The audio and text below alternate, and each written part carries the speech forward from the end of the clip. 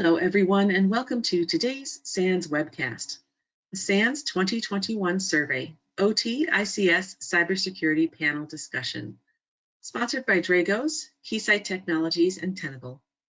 My name is Carol Auth of SANS.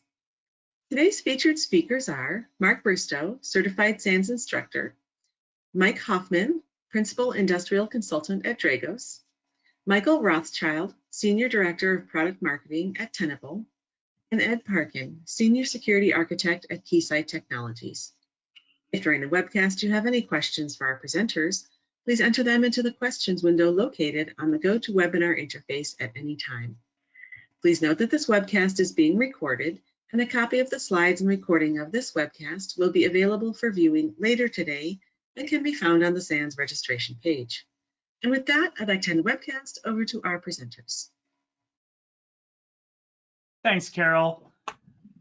So, hi everybody, my name is Mark Bristow. I was the author of the 2021 ICS OT Security Survey for SANS.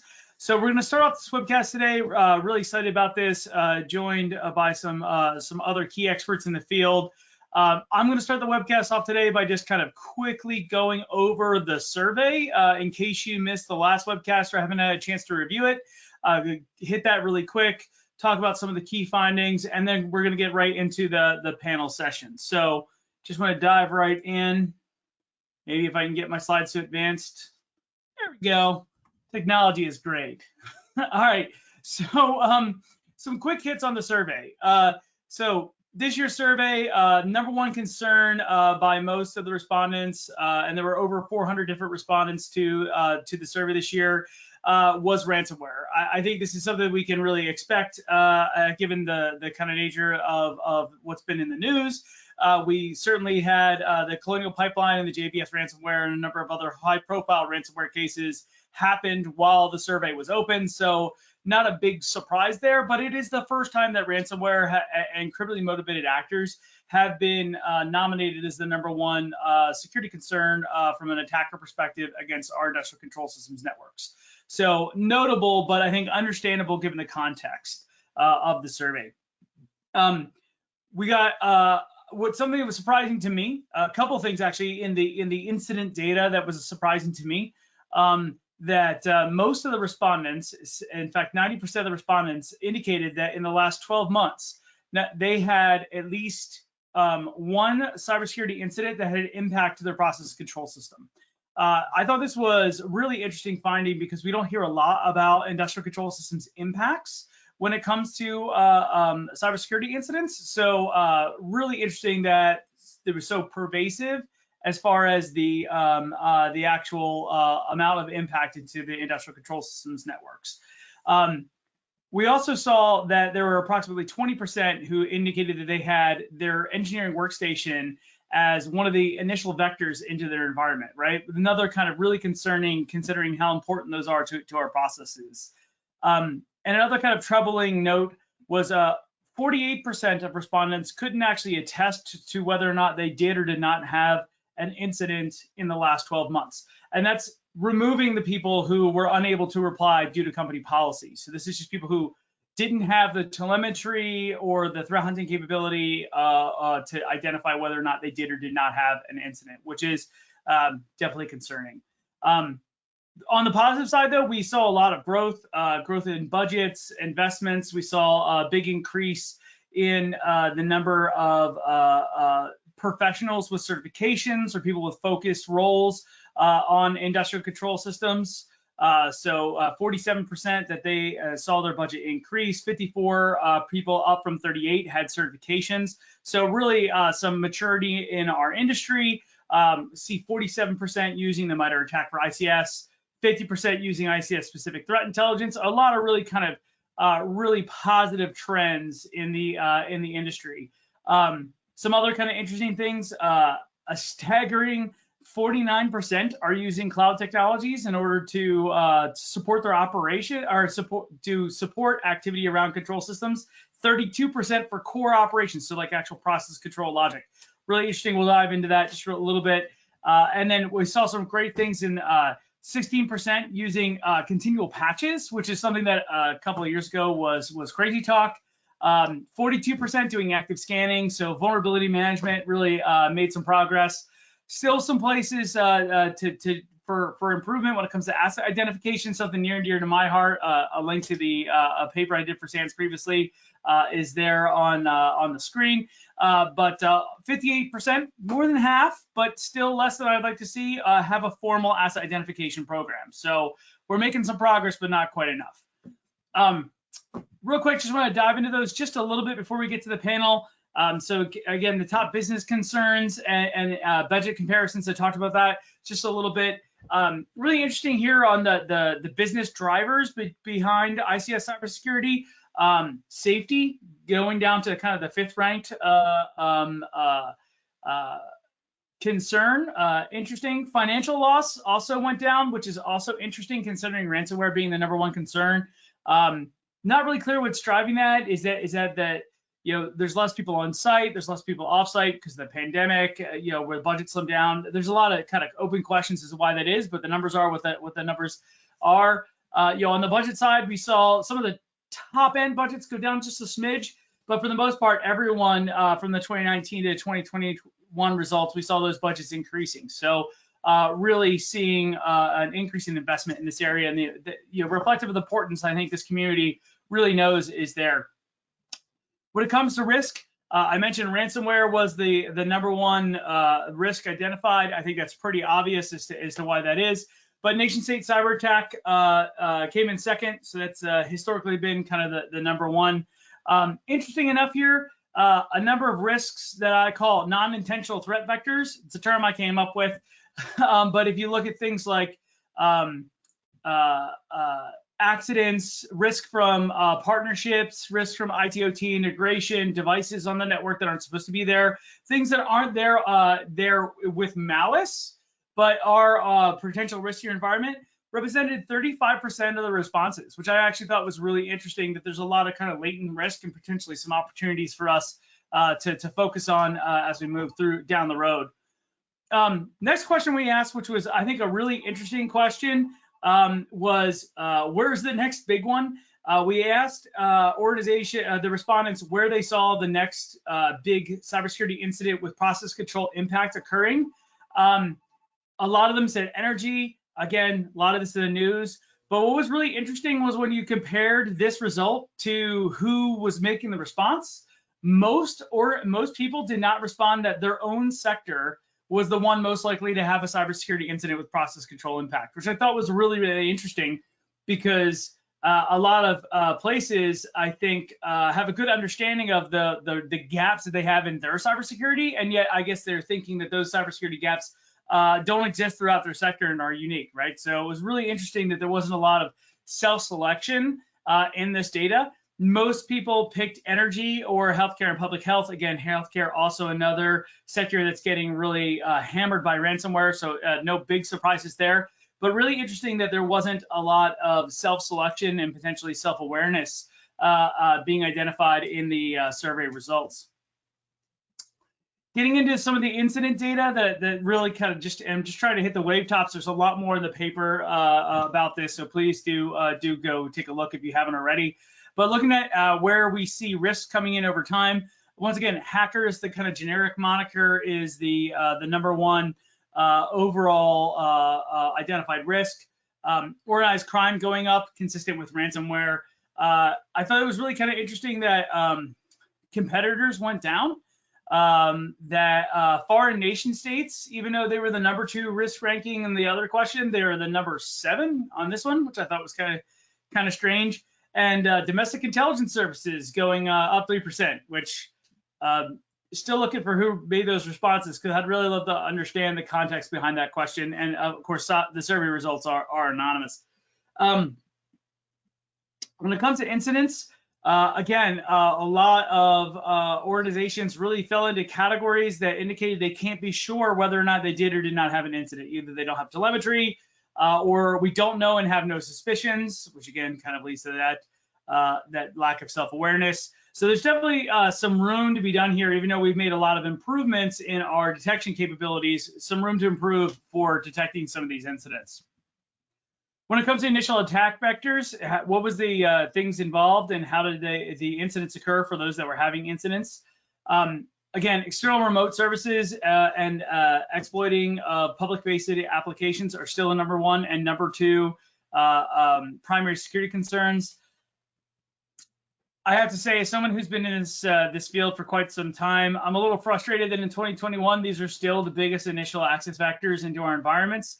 Remote access and internet-facing control systems, devices, or applications is something we've been talking about for a really long time and still are our number one intrusion vectors.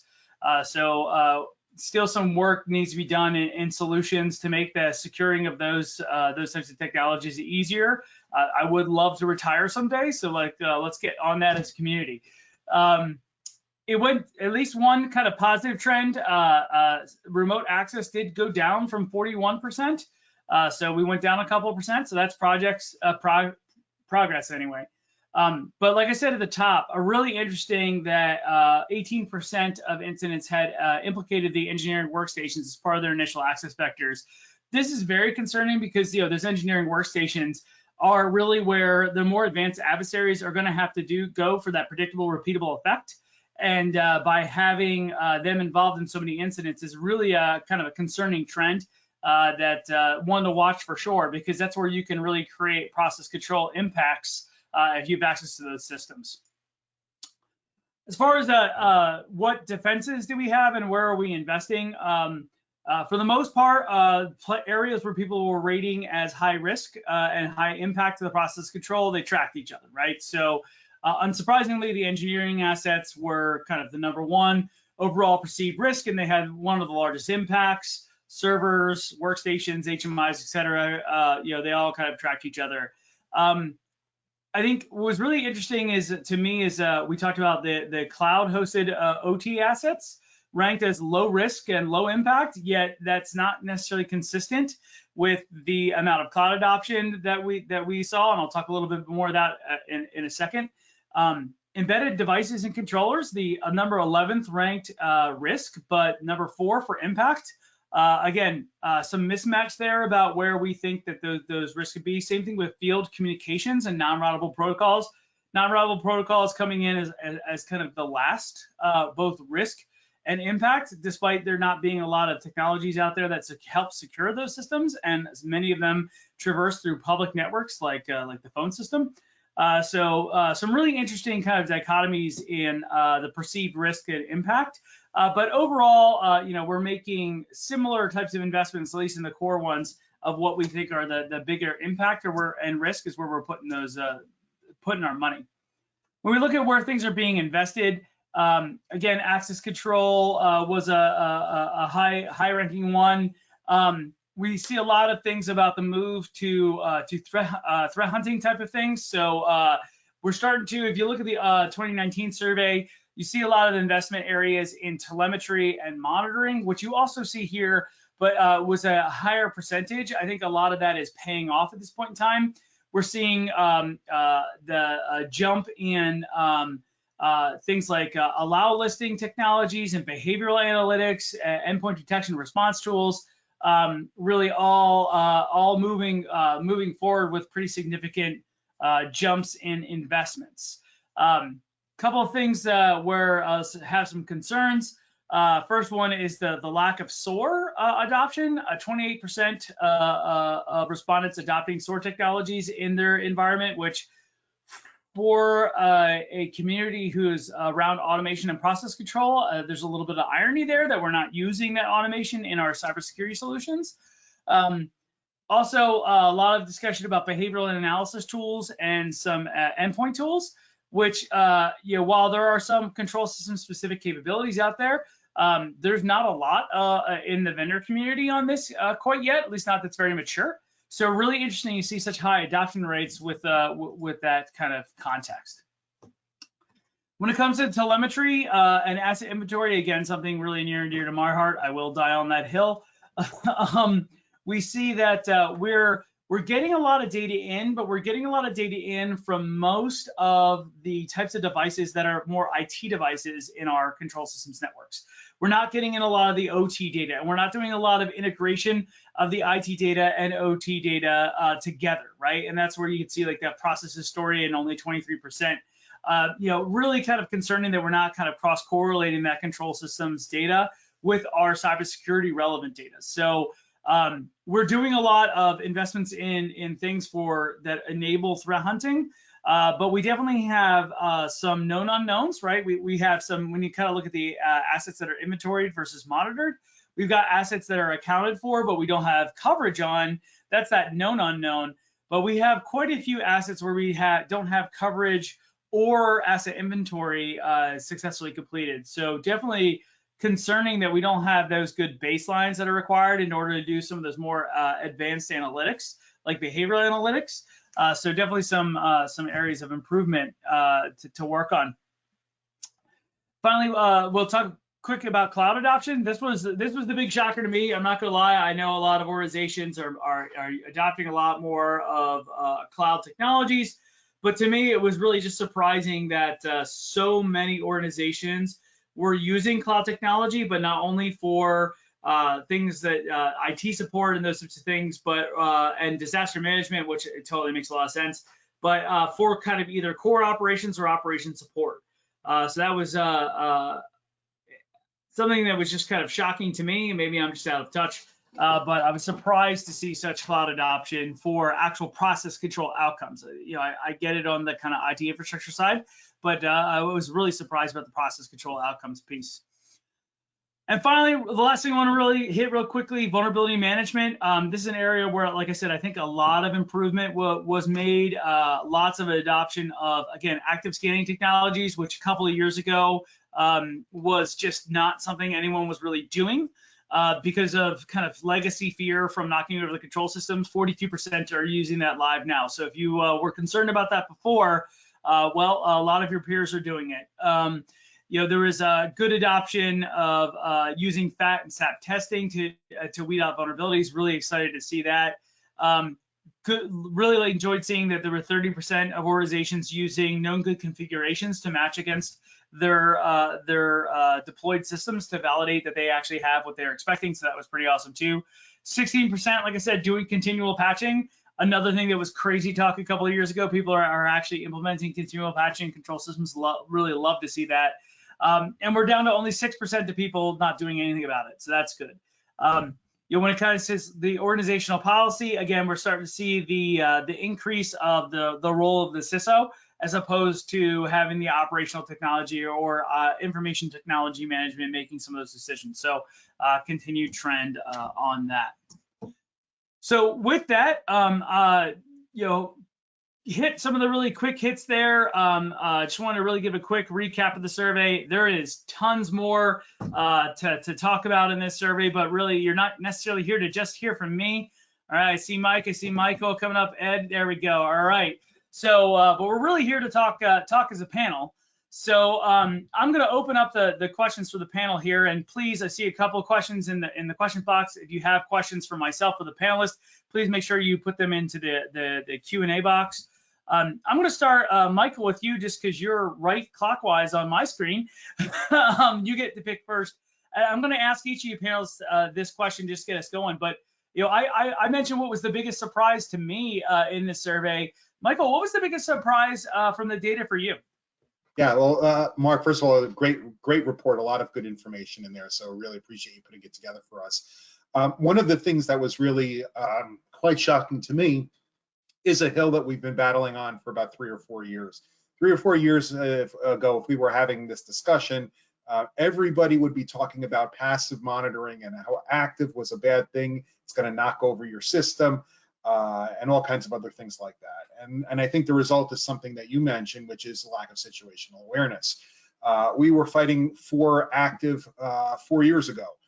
The fact of the matter is if you think about it, your HMI is actively pinging your controllers. So it's really nice to see that in general from this report that people have turned the corner and that it is a dynamic environment where people are considering different ways of being able to detect threats and take action, like as you mentioned, doing patching, which we didn't see 4 years ago. That's only possible through Active. So I was really pleased. I was surprised, but also pleasantly surprised on seeing that change. Yeah, I'm with you on that. The active scanning and the active assessment piece. I think that was a great thing, and I'm glad to see that maturity moving up. Ed, why don't I turn it over to you? So I think the biggest surprise for me was the cloud adoption. We're, as a security practitioner rather than a vendor or a consultant, we're a little bit of a bubble within a bubble. So we don't have a lot of our infrastructure outside. So I was surprised to see that as such a trend going forward. I get it from a perspective of security tools that we use are definitely more and more SaaS-based, and also the applications that are used within our manufacturing environment are evolving to be more SaaS-based. So from that perspective, I got it, but was surprised to see the impact of collecting data off of field equipment being part of a cloud infrastructure. Yeah, 100% with you on that one, being a shocker to me, especially in an industry that where real-time communications are so important in a lot of these processes. I was a little surprised to see so many using what I consider to be high latency things for process outcomes. But hey, if it's working, it's working. But it was just I wasn't ready for that answer. So thanks, Ed. How about Mike? Yeah. What do you think it was interesting from your perspective? Yeah, so kind of looking at through the data and that kind of stuff. So kind of what stuck out to me again was the kind of, and I appreciate it where the respondents were coming from this perspective of we don't know if we've been breached, and I think still in 2021, over half the respondents were saying that we could not tell you if we had been breached in the last year. This is one of the things that has, as a former asset owner and operator, where worked in the field, part of my role was in charge of refinery operations and security systems and so forth. That kept me up at night, not being able to answer that question if something was kind of going awry in the control systems. So we're making a lot of good progress, as the data shows. There's a lot of good investments going in on monitoring products and so forth. But still, that's still very concerning, I think, for the whole community at large. So definitely an area we need to continue focusing on and getting that telemetry, getting those tools in place and so forth. So. Yeah, no, completely agree. And I thought it was really interesting too that 48% said that they didn't know if they had an incident. Some said, I don't actually know. And then many said, we're not sure, but we can't actually back that up, right? Which was a little concerning to me. I understand, and there's always a category, we leave it in there for those that can't reply due to company policy, right? And that's understandable, right? And I understand that. Although I will say, just generally, I think that we need to, as a community, really work on the stigma we put on those that have incidents. It's really easy to throw those bricks in those glass houses, but we see a lot of people kind of pontificating about I'll use, just because it's in the public, the Colonial Pipeline incident as an example.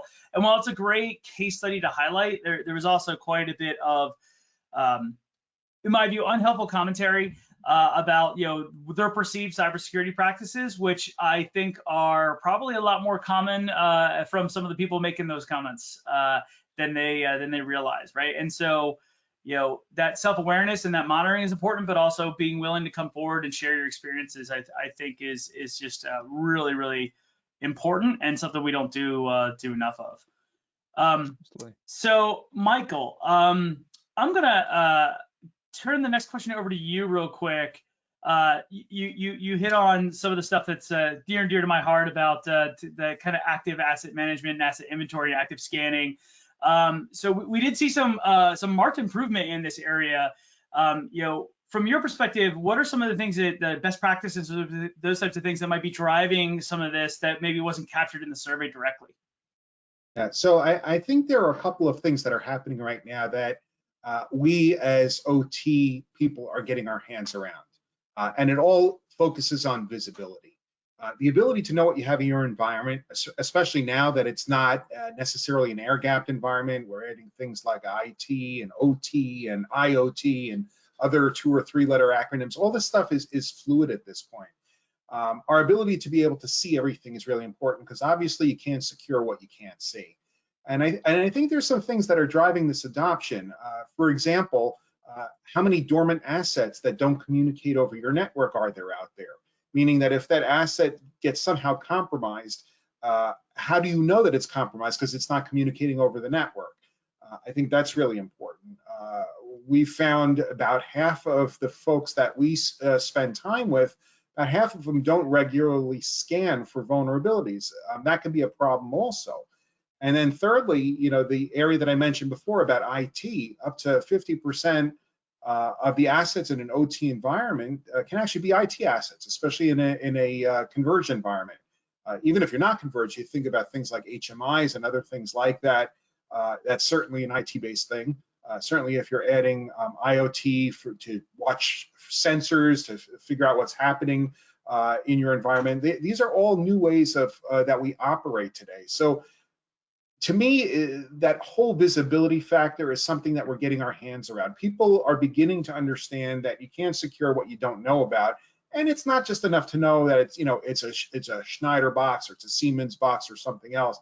But you actually have to get down into the nitty-gritty. You know, what's the patch level? What's the firmware version?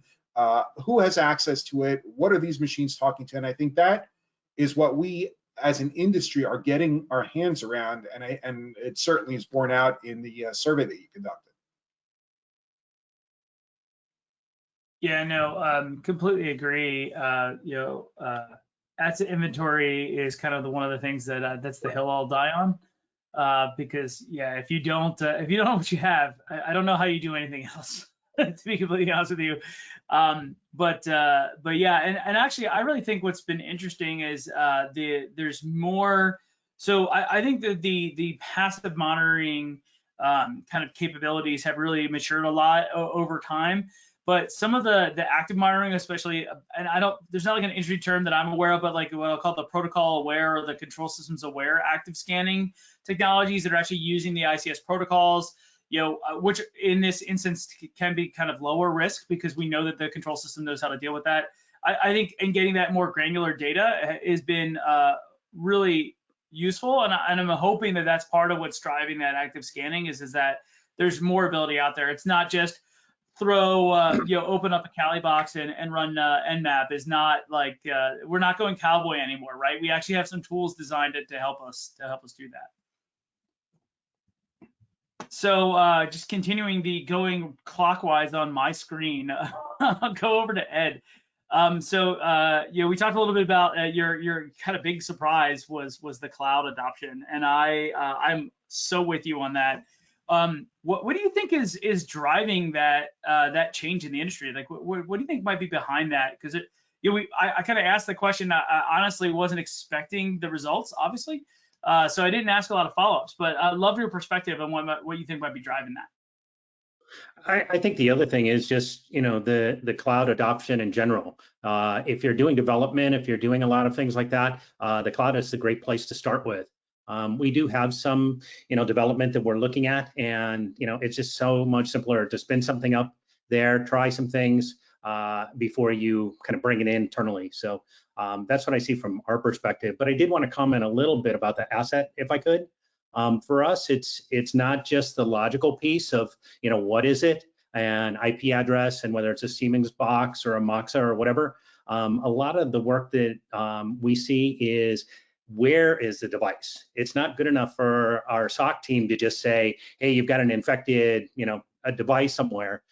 We need to be able to provide them much greater granularity of detail. Physically, where does it reside in a gigantic manufacturing site? And then who are you going to call? Because it could be a line of business where just simply taking it off the network is not acceptable. It could be part of a much longer chain. So being able to rapidly reach out to someone and say, hey, this is infected, and that way they can replace the box rather than try to troubleshoot why did it go offline. So some of those pieces kind of move towards the response, being able to take advantage of a quality inventory. And I think the fact that inventory tools, being able to use APIs, be able to enrich the data is just a huge piece, and really is going to make life for our SOC analysts much better. Yeah, completely agree. And I think I actually put this anecdote in my asset inventory paper, but where I was looking for a smokestack monitoring system, a SEM system at a coal-fired power plant, and we like couldn't find it. It ended up being on the roof. It was just like we're like running around this plant trying to find this device. It's not in, the asset inventory didn't say where it was, and it was at like 220 feet up on the roof. Anyway, I got a pertinent question that came in from the audience here, talking about active versus passive collectors, and I'll open this up to whoever wants to answer. But there's a lot of DCS vendors that don't support active collectors. They view it as a potential risk to the availability of the control system, and it is, but managed risk, I guess. The question was, how are you seeing people manage the risk of these active collection technologies? And I'll just open the floor, whoever wants to answer. Yeah, I can take that if you'd like. Go ahead, Michael. So there's definitely some reticence in certain points of the network that some are having in putting in active. And there are advantages to running active. There are advantages to running passive. I think the major advantage that you want is that path to scale. If somebody's not interested in active today, or they're not interested in certain areas of active, or conversely, they're only interested in active and not passive, you should have a solution that is extensible enough to do both. That's really important. With active, one of the things that we're big proponents of is, I think, Mark, what you alluded to before, is not going into a different protocol that is not familiar to the PLC or the DCS. Matter of fact, the HMI does regular queries to HMIs and DCSs in their proprietary language.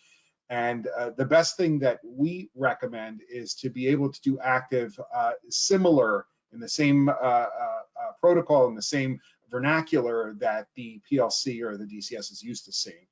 That's really important. So that, combined with the granularity of setting where you're running active, where you're running passive, what the polling interval is, what you're asking, are all things that security vendors can help the end customer with fine-tuning for their environment.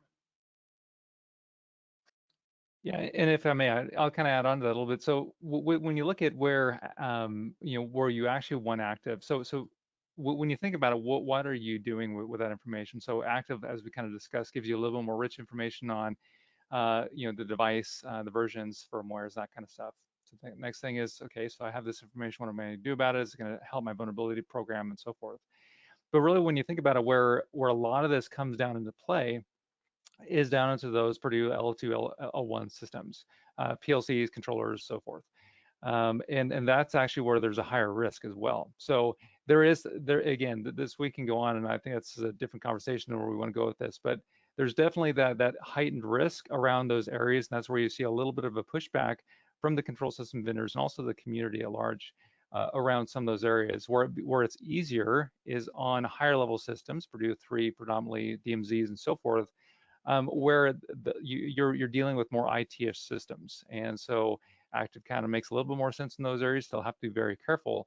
But again, it's kind of it's always touchy. And so at the end of the day, you don't want, I think there's always that balance as a security solution provider, consultant. However, you don't want to be the person that knocks down the control system. So there's always that balance there. And in some environments, it works very well. Other environments, there's got to be that, that discussion. So.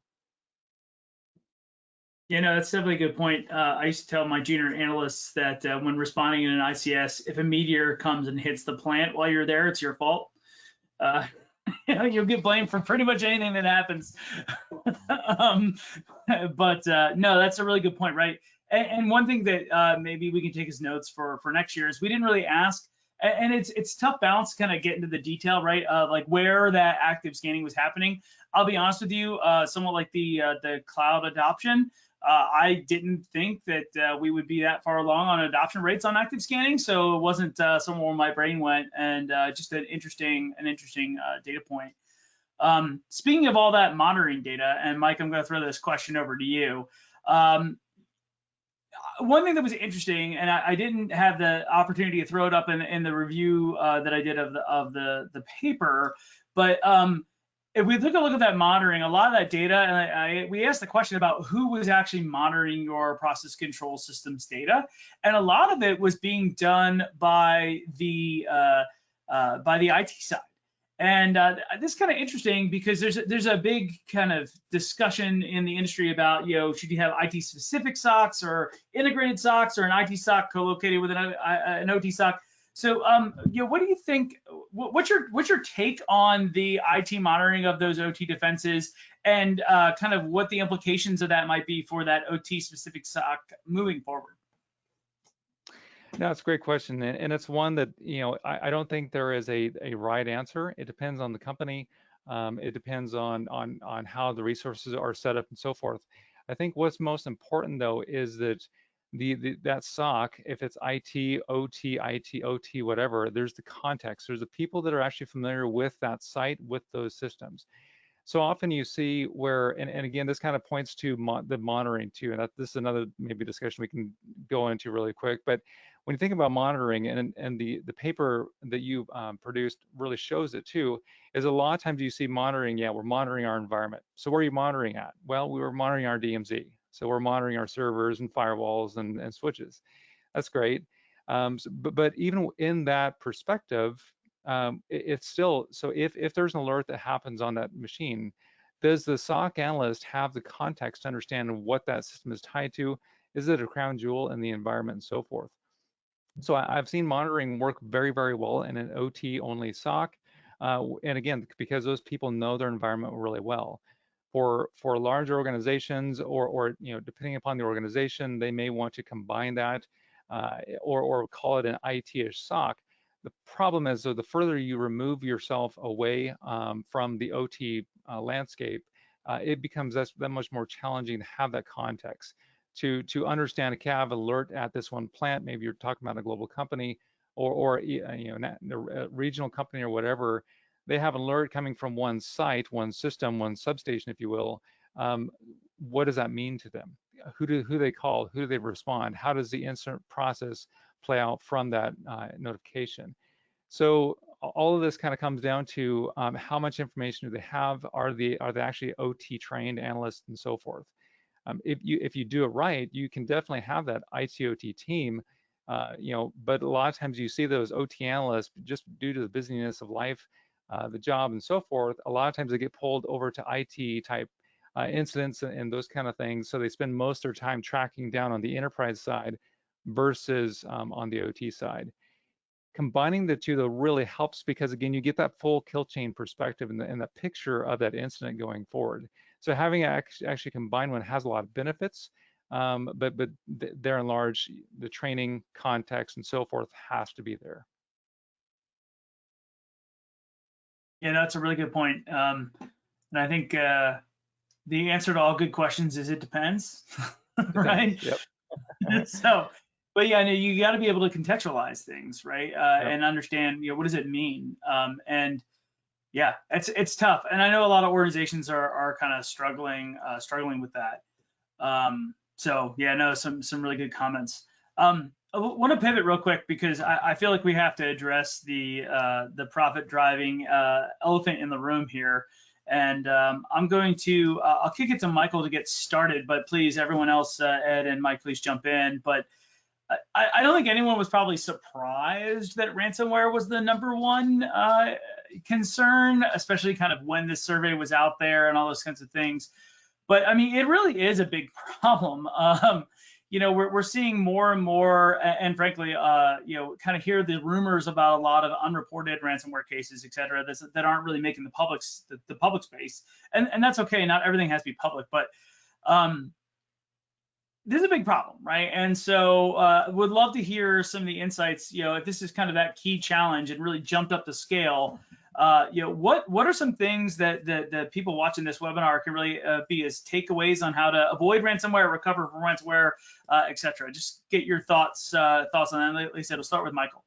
Yeah, certainly. And it's funny because, again, if we were having this discussion a year ago, we might have been talking about malware. So ransomware seems to be the flavor du jour for sure. As you mentioned, we saw it as part of the Colonial breach. We saw it in Florida water. There have been a whole variety of different things. And I think one of the things that has really happened is that old Willie Sutton story, who, was a bank robber. Eventually they captured the guy and they said, why do you rob banks? And he says, well, that's where the money is. Not surprisingly, I think that a lot of organizations that are less than honest, whether they're nation states, whether they are individual hackers or somebody else, that they're finding the easiest way into the network, and they're using that. And once they get in, they can laterally creep around the network. Certainly, IT/OT convergence has helped us with that. There was a period of time where OT was considered air-gapped. And we saw about over 11 years ago that even in the most air-gapped organizations, if there's a will, there's a way to get in. Can be a thumb drive, can be a radiation from a phone, can be something else. That sounds a little James Bondish, but certainly it's certainly that we're seeing. I think the most important thing in terms of ferreting out this ransomware, which now either comes in through IT and laterally creeps over to OT or vice versa, and we saw it as much as 2 years ago when we were looking at things like Lakagoga. The most important thing is that we do not operate in a vacuum anymore. It doesn't matter if it's IT, it doesn't matter if it's OT, it doesn't matter if it's IoT or some combination thereof. The technologies that we put in place have to monitor the whole. And it's not IT's responsibility or OT's responsibility, or even the C-suite responsibility. It's all of our responsibilities.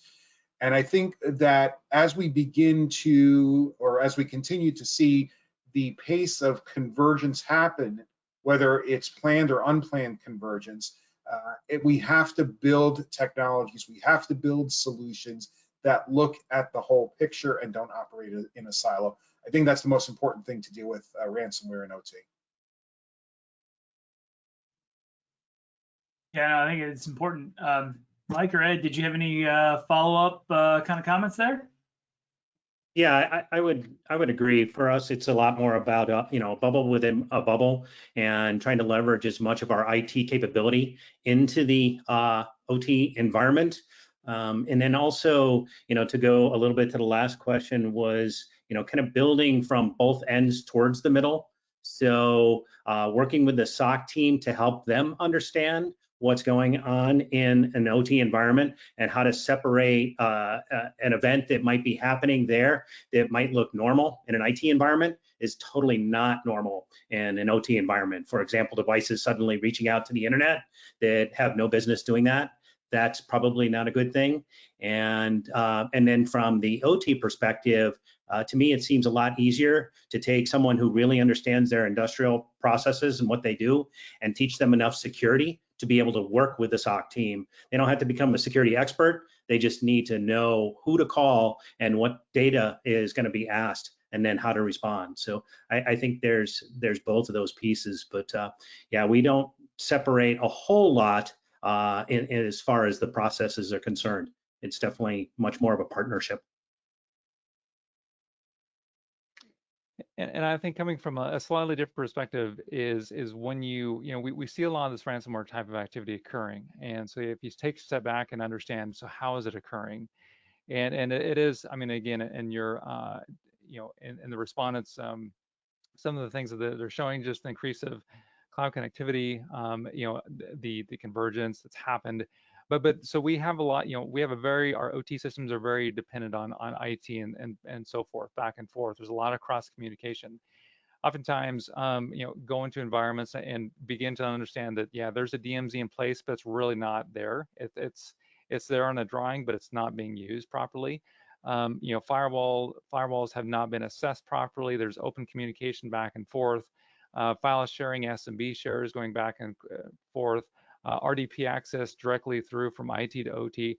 There's a lot of things from an architectural perspective that need to be revisited, reviewed, understood. Active Directory domains, with trust established between IT and OT. Those kind of things, I work on the services side in Dragos, and I see that quite frequently.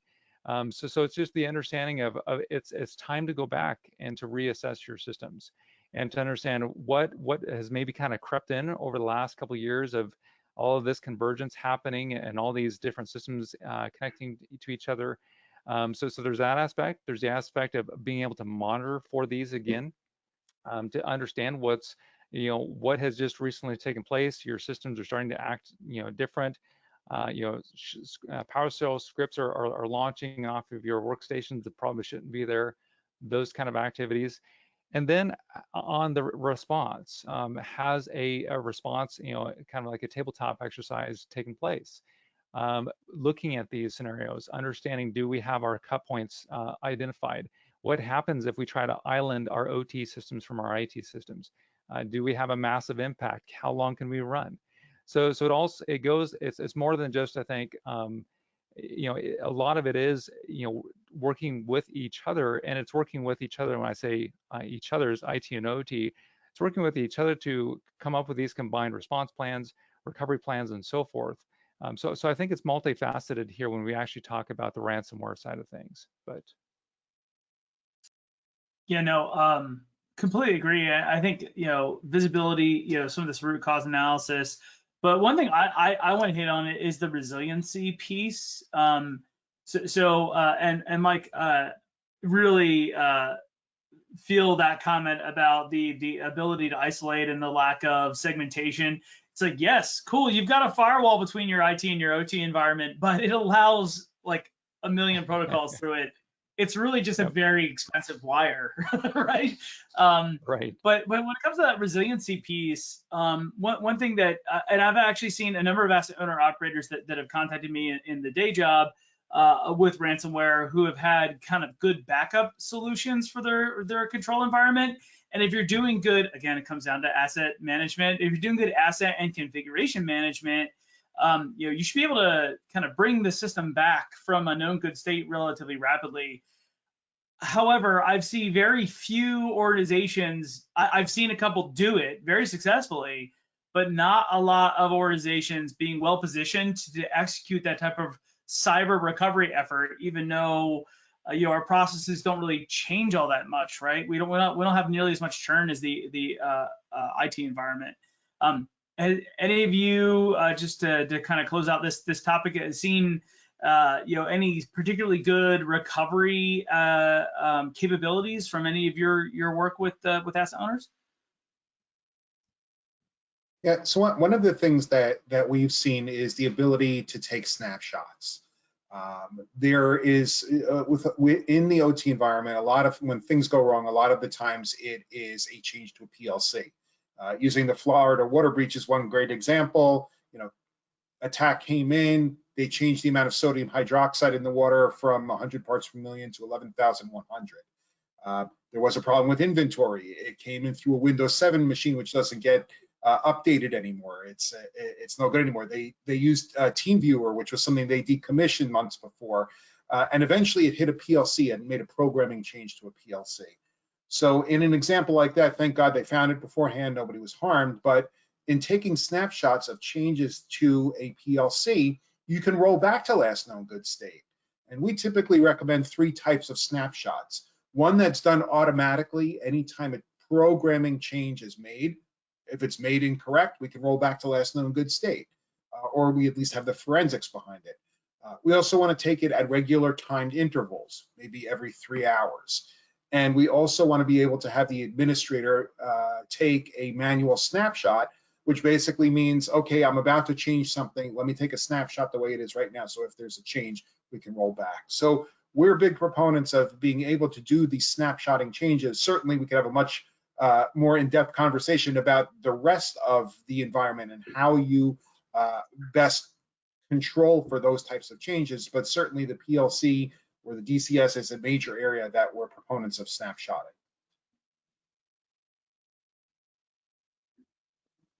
It's definitely one good strategy, right, is to have that rollback capability for sure. Any quick parting shots, Ed or Mike, before I roll topics? Yeah, I think, mean, just to say, I mean, oh, go ahead, Mike. go ahead, Ed.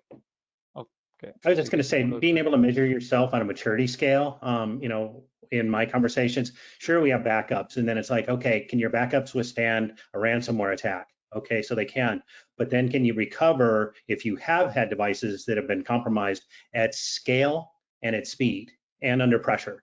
You start to add those factors in, and then you really get to see how prepared are you for an attack. And we are working towards, moving from tabletop exercises in through that process to make sure that we understand, oh, at scale, this might take 24 or 48 hours to recover, even if we do have backup. So understanding those pieces so that everyone is prepared in the event that you have to use them. Yeah, that's a good point, Yeah. Ed. Mike, before I let you go, hold on one quick add there. I think it's really important about the exercising that backup plan. I remember back when in Shamoon, back in the day, with some of the destructive malware, we're talking about backups, and I asked a room full of pipeline operators, when was the last time they exercised their backup plan? And like, no one raised their hand, right? And one did and told a story that I'll retell here real quick, and that was that they actually had done an exercise. They decided to fully exercise the backup plan and like actually try and restore. And they realized the backup tapes were, the offsite backup was with an employee who didn't actually work there anymore. And so it wasn't until they actually tried to restore the actual tapes that anyone went, oh, wait a minute. No, they're in Bob's truck, and Bob quit 2 years ago. Yeah, that thing. Anyway, so it's important to make sure you exercise that. Sorry, Mike, go ahead. You wanted to make a point, but it's important to exercise those backups. Yeah, absolutely. I mean, when you think about backup, so I've been there, the one in the middle of the night with a failed restore. It wasn't due to the cyber incident, but it was a normal, maintenance activity or a failure of a component. And yeah, it's a bad feeling when your backups fail. Definitely test. What the point I wanted to make was really is we're seeing a lot of virtualization in the OT environments, and which is awesome, I think. But when you think about backups, of course, you're backing up not only your VMs but your hypervisor components as well. I mean, bringing up a cold Hyper-V or ESXi type infrastructure would be terrible if you didn't have the backups for those. And then also, with all a lot of times when we think about the DCS and those kind of things, those config files and so forth are backed up automatically. But then where are they stored? And then also who's got the backups? So that's another thing, is that a lot of times you see divisions within your teams, automation teams. Maybe it's technicians are doing the PLCs, your control system engineers are doing the DCS. Security folks or automation folks are doing the other systems. So it's coordinating all of that and then understanding where they are. And then the final point I wanted to make is where is your backup kept? So many times we see these ransomware events happening where it's encrypting not only the devices, but also the backup server and that storage arrays as well.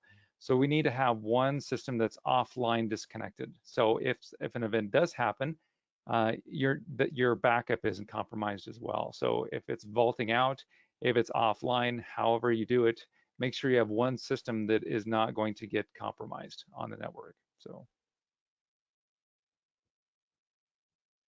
That's a really important point, is to have those offline backups. So many times I've seen, oh, well, we do cloud backups. It's like, cool, they're online all the time, like by nature of the cloud. Yeah. And we push them over SMB. Oh, great. Don't worry. No ransomware ever uses SMB to spread, so you're totally fine. It's really important to have that kind of that cold storage, right? Otherwise, you can be in trouble. So here's a question that somebody put up here that I think is a good one. I'd love to just get quick. We only got 7 minutes left, but we'll love to get a quick perspective, because I think this is an important one. Basically, that there's a lot of the question was that there's a lot of like small water utilities out there, right? What's one or two things, and I'll kind of open up to all of you, but what's one or two things that a small little water utility with not a lot of resources can do to defend itself from some of the threats that we're talking about in the responses to the survey? We'll start with Michael again. Okay. So I think we've talked about a lot of those things already. You know, certainly the visibility, the ability to have security, you know, certainly active, passive, like we talked about, the ability to have a backup that makes sense, where you have a snapshot, as you mentioned, in cold storage, so that you're able to recycle quickly, and to have a really good vulnerability management system, where even if you are small or large for that matter, you know, we're not taking down these water facilities for Patch Tuesdays. So it's really to have some type of triage schedule, so when something does come down for maintenance, you can patch accordingly. It doesn't matter what size it is. You know, if we look at things like water facilities or electrical plants or something else, the interconnection, the mutual aid agreements between these different facilities can just as easily propagate an attack from one facility to another. So, you know, what I'm really happy to see is that some of these small organizations, particularly in water, and somewhat because of the Florida water breach, they're trying to figure out what they can do. And I think a big part of figuring out what they can do is deploying these technologies, but also, as important as we saw on the IT side, is educate your people. We talk about the really sexy breaches like the Florida water breach. We still talk about Stuxnet, even though it's almost 12 years ago. But the bottom line is that a lot of the things that happen are completely innocent. It's an insider that has heightened credentials that does something, and they just simply made a mistake. So having all the technology is good. Having the people educated is better. Having a fully baked solution where you can also pull in your existing security investments, whether it's a SIM or SOAR, or whether it's a firewall or something else, use all of this stuff together. That cooperative ecosystem of trust is something that everybody can do. Great, thanks. And we made it 55 minutes before someone used the S word. Ed, well, I turn it over to you. What are your kind of thoughts for that small water utility? I think just have a plan. You know, it doesn't require buying new technology or anything, but just know what the roles and responsibilities are. I think Mike Hoffman mentioned that a little bit earlier, is just know what you're gonna do when it happens. So you're not all standing there staring at each other, wondering what you should do. You should already have that kind of figured out. And then whatever your resources are, and I think from that, it'll probably identify some serious gaps, like maybe your authentication or your access controls aren't quite where they should be, and maybe that's an easy fix. I think you can probably make some significant improvements fairly simply if you're, you know, a smaller utility and you don't have a lot of resources to rely upon, but do something and get started is, I think, the main thing. Don't just hope that it's the other guy that gets hit. Yeah, sometimes getting started is the hardest step of the process, right? Right. How about you, Mike? What's your guidance for that water utility out there? Yeah, I mean, when I think about some of these sites, a couple of PLCs, maybe a couple of HMIs, they're really small, and it's really hard to say, here, go put this large solution in place. But you know, the one thing is look for help. You know, a lot of these organizations can't have staff. They just don't have the resources. But there are programs out there, and there are resources out there for that. You know, not a plug for Dragos, but we have our neighborhood watch and keeper programs to be able to provide that supplemental, you know, SOC, if you will, for those folks. So you know, those kind of things, you know, understand your boundary, put a firewall in place, segment your systems out, do the security basics, and then look for other programs out there that can help you. You know, a couple of years ago, we didn't have this in place, and nowadays there is a lot of resources for you to use. So yeah, definitely. I think it's very encouragement now for the smaller entities these days. So. Yeah, definitely. The community is really, there's a lot more resources out there than there used to be, and that's a great point. Get help if you know, or know how you're going to get help. So we only have 2 minutes left, but I really quick one, just get perspective. And Ed, I'll turn this to you really fast. So one of the things that surprised me was the amount of engineering workstations being implicated in these incidents. Any thoughts on that from your perspective? Yeah, when I saw that, I kind of look at it, and we break them into two different categories. One is the type of engineering workstation that our R&D folks use and our engineering folks use to access these environments. So we've put extra effort into reducing the risk coming from those. And then we actually in our environments have more of an engineering workstation type device that runs processes. So we have pivoted hard and looking at those. So not just doing your network segmentation, but really making sure that these devices have also been hardened, which is not always easy because they may be running applications that are 10 years or older. So even upgrading them can be a challenge, but we definitely focus on those because if I was hacking, that's an obvious place to leverage your capabilities there. Yeah, when I put my evil hat on, that's key terrain. I don't know, Yeah. Mike or Michael, any other kind of quick shots on the engineering workstation question? For me, one of the things I was looking at is actually in the question. It included engineering laptops, and so that's one of the things that I see is laptops are very challenging to secure, mobile devices, if you will, in that way. So and it's one of the things that I see a lot of different areas is you see mobile laptops being used, for engineering workstations being used, all throughout the facility.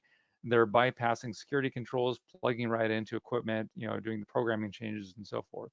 So if we put the lens on that a workstation is mobile and it's a laptop, yeah, that's definitely one of the highest riskiest areas, and for compromise, it's touching multiple different networks and so forth. So one perspective.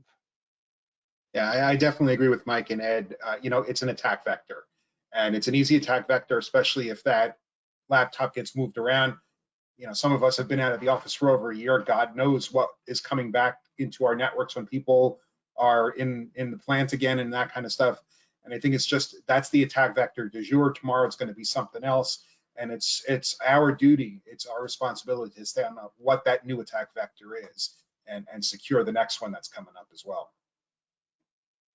Yeah, no, definitely ever shifting sands of the ICS cybersecurity. It's why it's a fun place to work. I love this. I love this community and this domain. Anyway, well, apologies all, we ran just a little bit long there, but I want to thanks Michael, thanks Ed, thanks Mike for joining. And talking about this. We could probably do this for a couple of hours, but we have hit time. Really appreciate everyone tuning in. And with that, Carol, I'll turn it back over to you. All right. Thank you so much, Mark, Michael, Ed, and Mike for your great presentation. And to Dragos, Keysight Technologies, and Tenable for sponsoring this webcast, which helps bring this content to the SANS community. To our audience, we greatly appreciate you listening in. For a schedule of all upcoming and archived SANS webcasts, including this one, please visit sans.org/webcasts. Until next time, take care, and we hope to have you back again for the next SANS webcast. Thanks all.